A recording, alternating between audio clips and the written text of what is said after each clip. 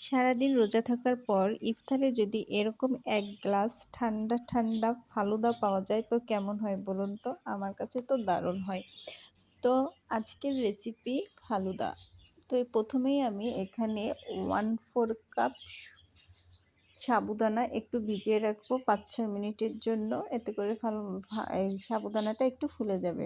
তো ভালো করে করে ৫ মিনিটের জন্য ভিজিয়ে রাখবো। তারপর এটাকে আমি একটু সিদ্ধ করে নেব। তো বেশি না ৫-৬ মিনিট করার পর এটাকে ছেঁকে নেব।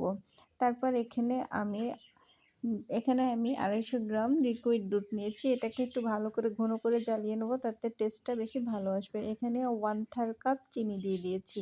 চিনি দেওয়ার পর ভালো করে একটু নাড়াচাড়া করে নেব। এবার সিদ্ধ করে রাখা সাবুদানাটা দিয়ে দেবো। দিয়ে অনবরতভাবে নাড়তে থাকবো যাতে লেগে না যায়। পরিমাণ মতো লবণ দিয়ে দেবো।